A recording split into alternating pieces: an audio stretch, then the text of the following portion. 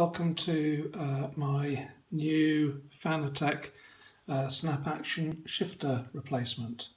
Let's just have a look at the shifter before we start.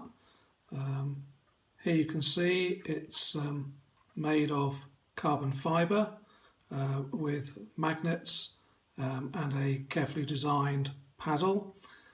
It's also designed to fit straight onto the Fanatec wheel without any major modification. You can see that it's very robust.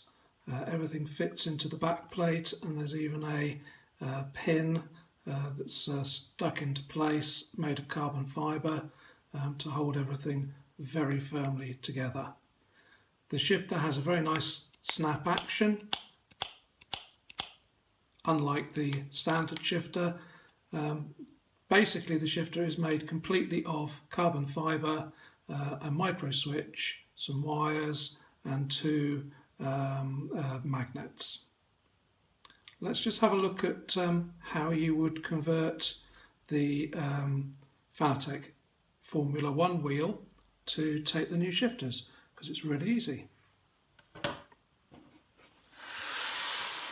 Here's a typical Fanatec CSW F1 Formula wheel. As you can see, standard wheel with its standard gear shifters, which are made of steel with aluminium handles here. Not the best shifters in the world. They're really far in, and although there's a click, there's no real feel to them and no positive action going back. So if you want to change those shifters to a pair of my shifters, you'll need a few tools to be able to do it. Firstly, you'll need two Allen keys. The first Allen key is a 4mm, or in my case I'm using an imperial size, which is 5/32. And you'll also need a smaller one, a 2mm Allen key, or in my case a 5/64 Allen key. You may need a set of nosed pliers just to remove the old wires, and if you have to adjust the paddles on the shifter to get to the bolts, then you may need a 2.5mm Allen key, but you probably won't. So the first thing we do is we need to remove this back plate here so that we can get to the wires for the shifter.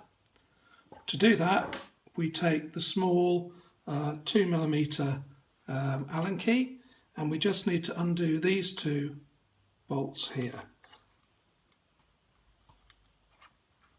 Very straightforward.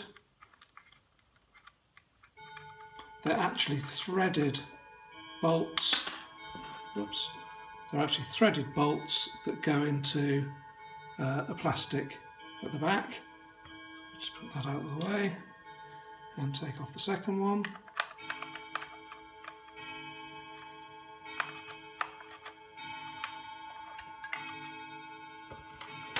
And you'll see that that has released at the back the plastic parts, which you can put aside, and we can turn over the wheel, and we can now see down here that there is a cable plug, and the same on the other side here, which connects the gear shifter. So the first thing we need to do is remove those. On the newer ones, it's easy enough just to pull.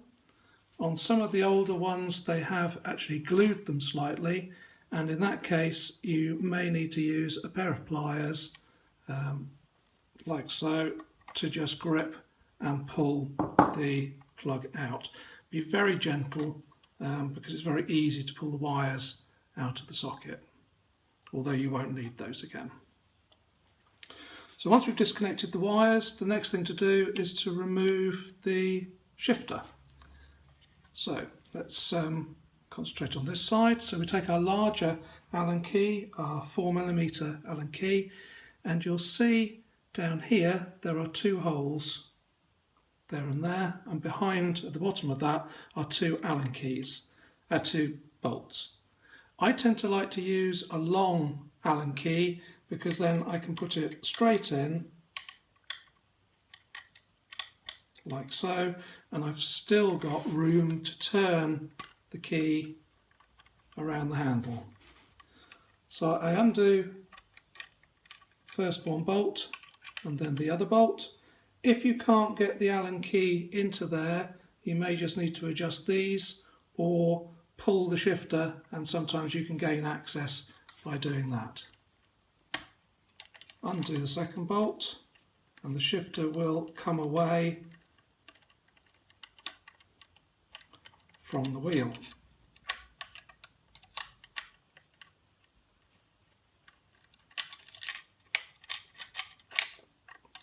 Once you get the bolts completely undone.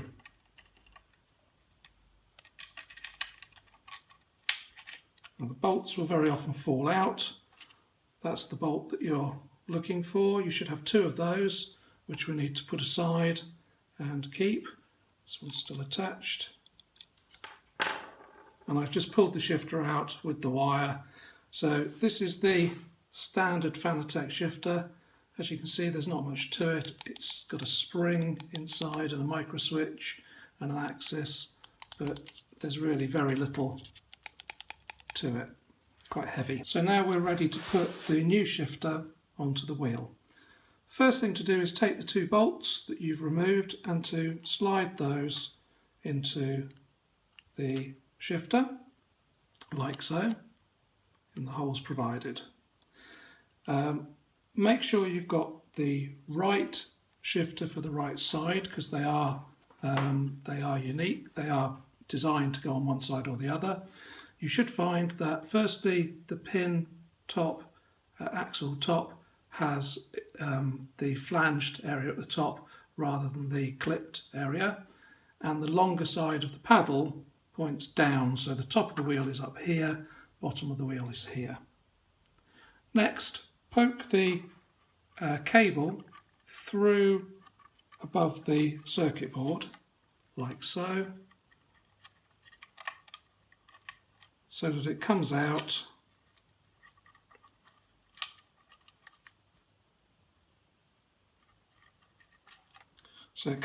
near where we're going to be able to plug it in. So it goes round here.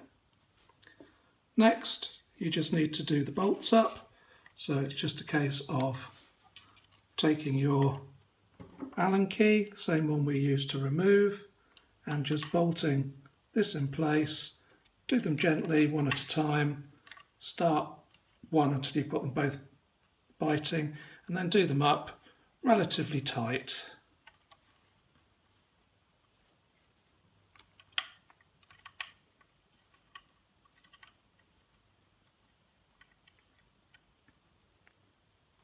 Like so. So that's now in situ on the wheel. Only other job to do is take the wire. You'll see that there's a little lug on the wire at the top, in the middle. That goes away from the circuit board. So you're going to take it like so, like there, and just push it into the socket. If it doesn't stay very easily, make sure it's firmly in. A little bit of super glue or something like that will help hold it in place. So that's your shifter connected.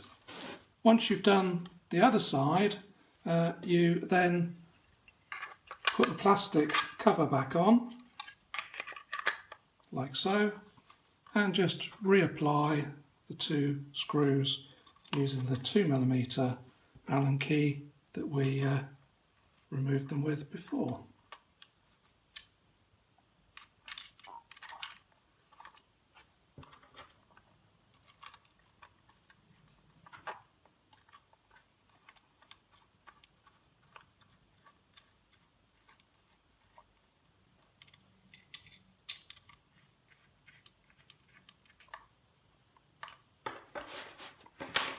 and that's it, job done. So the wheel is as it was before at the front. Here you can see and hear the new shifter compared with the old shifter. Let's have a look from the back.